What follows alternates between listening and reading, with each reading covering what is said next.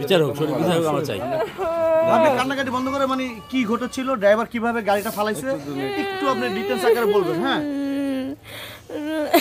ড্রাইভারের একটু ঘুম লাগেছে, তারপর গাড়ি স্পিডে চালায়। দর্শক, বের হয়ে আসলো সেই আসল রহস্য, সেই মাইক্রো দুর্ঘটনায় মারা যাওয়া সেই 7 জন ব্যক্তির সেই ফ্যামিলির থেকেই।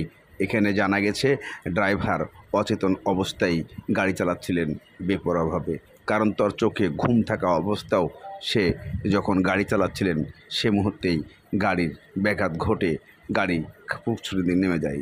সেই ক্ষেত্রে যখন গাড়ি ডুবতে থাকে তখন এই নারী সে জানলা দিয়ে বের হয়ে এবং তার সাথে আরেকজন ছিলেন, তারা গাড়ি পিছন থেকে টেনে ধরে আটকানোর চেষ্টা করে, কিন্তু ক্ষমতা সেই গাড়ির সাথে কখনোই উঠে না শক্তি কুলাতে, তবুও বেঁচে ফিরে। বিচার হোক, সঠিক বিচার হোক আমরা চাই। আপনি কান্নাকাটি বন্ধ করে, মানে কি ঘটেছিল, ড্রাইভার কিভাবে গাড়িটা ফালাইছে একটু আপনি ডিটেইলস আকারে বলবেন। হ্যাঁ,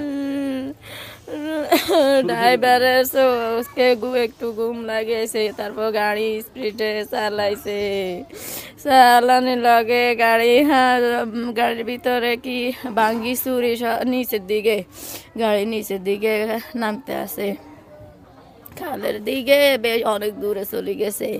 কাছে দাঁড়িয়ে থাকলে তো তাদের পাইতাম। আল্লাহ। আচ্ছা, আপনি তো সেই গাড়িতে করে এয়ারপোর্ট পর্যন্ত গিয়েছিলেন।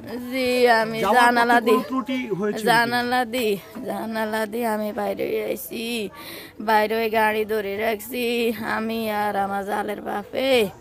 গাড়ি নিচের দিকে ডুবি যায়, জালে করে কই আইও নেলাই, এটাই ছেলের চোখে লাগে ঘুমা লাগিয়ে আইছে। আর পর্যন্ত গিয়েছিলেন। জি, যাওয়ার পথে কোনো ত্রুটি হয়েছিল কিনা? জি না, যাওয়ার সময় কোনো রাস্তা দিয়ে ইয়া ছিল, জামটাম ছিল আর এমনি গাড়িতে কোনো সমস্যা ছিল না। আর আয়নের সময় চালানোর ভঙ্গিমা বা এইগিন আমরা বুঝা দেবরে না, এই দেশের এইগিন জানে গাড়ি কেমনে চালায়, কত ঘন্টা আস্তে চালাইতে হইবে ইয়ে করতে। আর আমরা তো এইগিন জানি, আমরা তো সহজ মানুষ। আগের দিন 4টা বাজে, আর রাত্রে 11টা বাজে যাই এয়ারপোর্টে উঠছি। দেবরে লই 1:30টার দিকে আবার দেশের দিকে রওনা দিছি। ওই রাতেই আস্তে আস্তে যখন কয়টা বাজলো, 6:30টার দিকে, 6:30টার দিকে কি যেন ভাঙ্গি চুরি, মানে পিছন দিয়ে গাড়ি ভাঙ্গি চুরি নিচের দিকে আস্তে আস্তে কি নামে। এরা দিয়ে আমি জানালা দিয়ে লাভ দিছি, গাড়ির কি হয়েছে, গাড়ি কোন নাই। ওমা দেখি বাইরে দেখি গাড়ি খালের মধ্যে ভাসে। আমার জালেরা, আমার শাশুড়ি, আর এটা করছে ওই আমার দেবর আর আমার শ্বশুর বাইরে আসিল, বাইরে তারা ভিতরে আসিল। আমরা প্রথমে আগে দিয়ে আমি আর আমার জালের বাপে বাড়িছি, তারপরে আমার দেবর আর আমার শ্বশুরে বাড়িছে, শ্বশুরে বাড়িছে।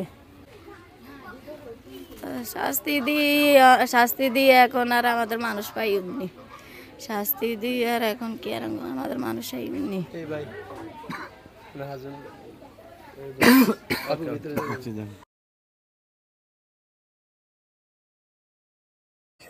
একজন নারী কিভাবে এত সাহস নিয়ে জানালা দিয়ে বের হয়ে নিজেকে বাঁচে এবং আরেক বাঁচানোর চেষ্টা করে, কিন্তু খোদাতাআলা তাদেরকে আর বাঁচাতেই দেন নাই, তারা হয়তোবা দুনিয়া ছেড়ে চলে গেছেন।